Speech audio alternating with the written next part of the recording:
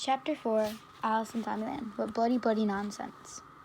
That night I sat at my windowsill, peering out at the darkness. To my astonishment, Cole and Mackenzie had never sought me out, never spoken another word to me. Neither had the rest of their friends, and the Justin kid had never come back, either. And if anyone had said anything to anyone else about me, I hadn't heard about it. So either Mackenzie had changed her mind about teaching me whatever she thought I needed to learn, or someone had stopped her. Cole? But that would mean she had to listen to him and cared about what he said, and that he told her to stay away from me. That couldn't be right, though. I couldn't think of a single reason for him to defend me. Sighing, I rubbed my temple to ward off an oncoming ache. If I didn't stop thinking about this stuff, I was going to give myself a brain bleed. Besides, I had more important things to worry about. I finished the day with Kat, gotten on the bus, again keeping my head down, and shut myself in my room. Nana and Pops had eventually summoned me, wanting to know how I liked my new school and if I'd made any friends. I answered with a vague fine on the first one, one or two, I guess, on the second. Utter silence had then taken hold. They'd peered at me as if expecting diary-type details. Uncomfortable for the bazillionth time that day, I then made the mistake of telling them about my first hour tardy in Mr. B's lecture. Honestly, I'd already forgotten his real name and didn't want to admit to my grandparents that I'd dubbed him Butthole.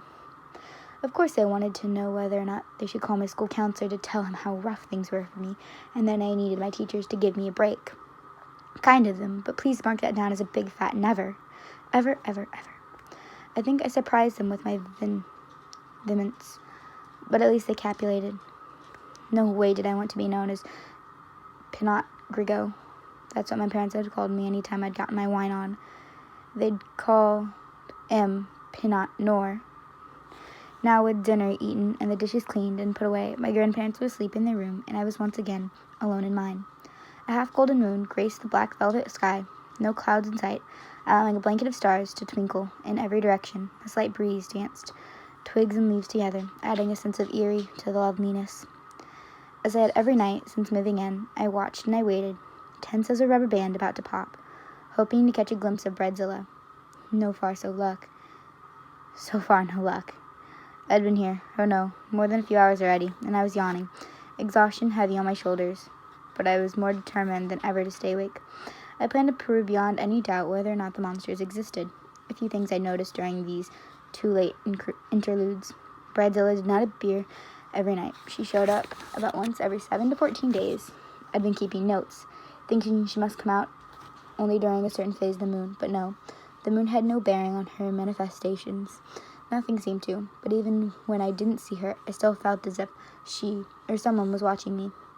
Paranoia on my part, surely. I wasn't even 100% positive Breadzilla was truly out there. But oh, one night, maybe even this night, I would be. As long as I stuck to the plan, I would figure this out. Every morning after a sighting, I checked the forest behind my grandparents' backyard and found several sets of human footprints. Most were big and wide, as if they'd come from a man wearing boots. A few were smaller, thinner, as if made by a woman in tennis shoes. Those prints should have already proven my sanity, yet parts of me feared I was still only seeing what I wanted to see. Even then, the prints were a mirage. Or what if the prints had been caused by a group of kids who liked to play hide and go seek? How stupid would I look blaming monsters? As stupid as I once considered my dad, I thought with an acrid laugh. Another hour passed as I watched and waited. More hours passed. Lord, give me strength, I prayed. If Breadzilla failed to appear tonight, I'd try again tomorrow, and the next night, and the next. However long was necessary, I wouldn't give up. Okay, so close to 2 a.m., I considered giving up. Only a few times had Breadzilla arrived after 2, and now my eyelids were heavy as the boulders and jaw ached from numerous yawns. I was disappointed, angry, and if I was being honest, a tiny bit relieved. No monsters meant there was no reason for confrontation. Yep, my plan involved getting up close and personal. I stood, scanned the forest one last time. I'd lie down, read, and the bare scent of white fabric peeked from behind one of the trees. Breath caught in my throat, burning as cold fingers of dread crawled down my spine. Okay, so there would be a confrontation after all. Adrenaline rode through my veins on a tide of urgency, and I knew there would be no talking myself into staying put. I grabbed the baseball bat I'd borrowed from Pops. I should have done this a long time ago, but it allowed fear and memories of what had happened after the crash to stop me. But I was smart now, stronger. I'd survived my first day in a new school. I could brave the scary outdoors to discover what exactly haunted the forest. I'm sorry, but I have to break your rules, Dad, I whispered. The monsters hungered for your flesh, your organs. I heard him say, and for a moment the past held me enthralled. If they see you, they will chase you, and if they catch you, they will devour you. How do you know? I remember asking him, not because I believed him, but because I hoped to trip him up and force him to see how wrong he was. Have you ever been chased? A few times, but they've never caught me. Well, if they never caught you, how did they want to devour you? I could feel the evil of their intentions pulsing from their bodies. Dad, you can't. You can. But more than that, a few years ago I found a book. It tells me all about them. And you believe everything this book says? Undoubtedly a work of fiction. He thought for a moment. Well, no. He says guns can't hurt the monsters, but guns can hurt anything. And I've talked to others like me, in chat rooms, I'd said dryly, where 40-year-old men like to pretend to be 17-year-old girls. Awesome. Yes, and they all say the same thing. The monsters want to eat us. I forced the memory back to the back of my mind, where guilt and sorrow and a million other things churned quietly stalking down the stairs. Out the back door I went, stepping onto the porch and stopping to give my eyes time to adjust to the dark. Warmth bathed the night, a cloying blanket I couldn't shake. Crickets chirped and locusts sang.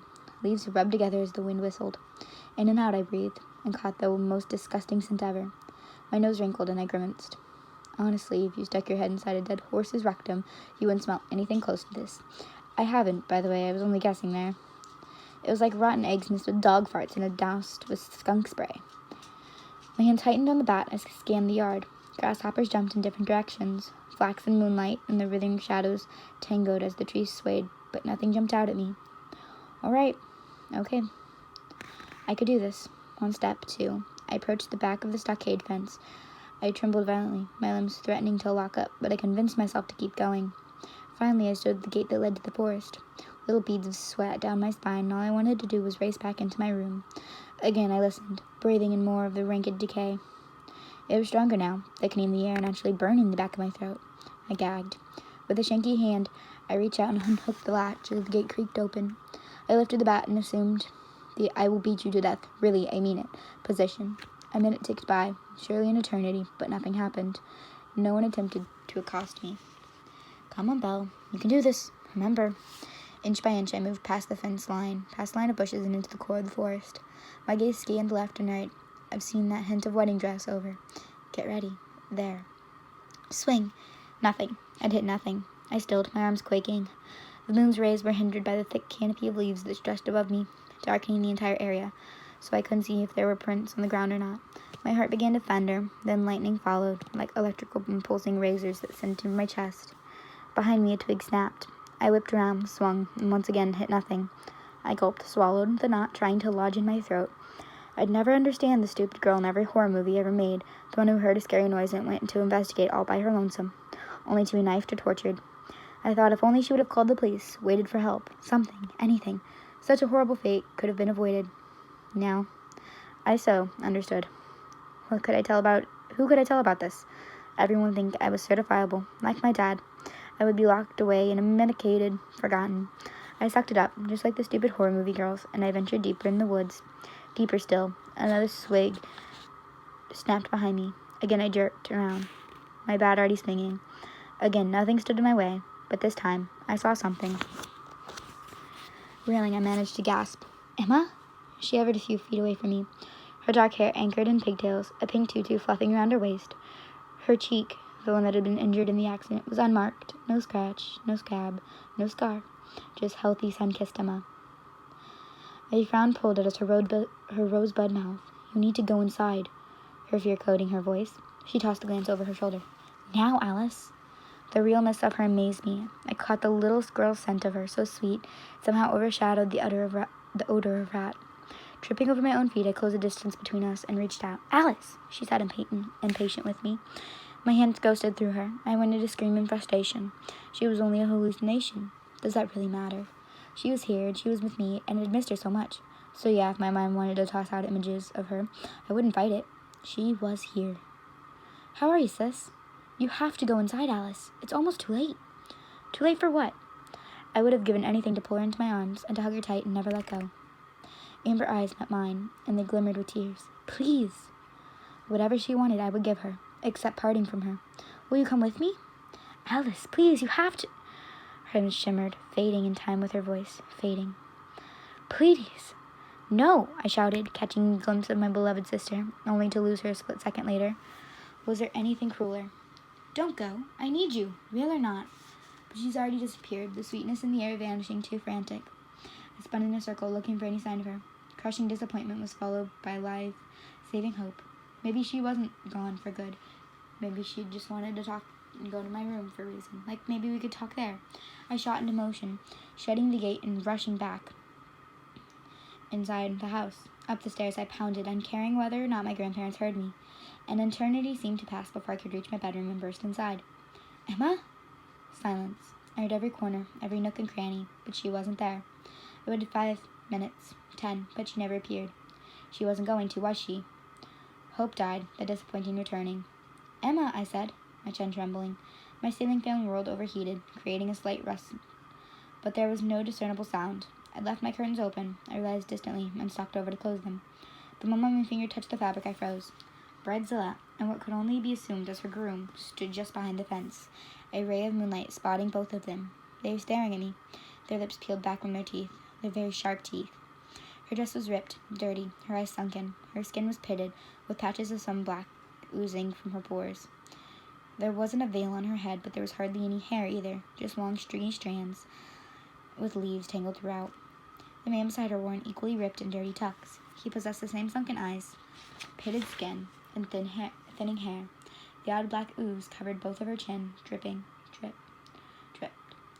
Bridezilla swiped out an arm as if she was reaching for me. I scrambled backwards, tripped, and landed on my butt. The impact rattled my brain, and maybe even knocked some sense loose. Monsters would have attacked me while they had the chance, so this had to be a joke. The two were probably human and wearing costumes, had probably applied grotesque makeup. But who would play a joke like this? Who would go to such extremes for a long period of time? Who would know this was the perfect way to torment me? No one, that's who. Guess my theory needed work.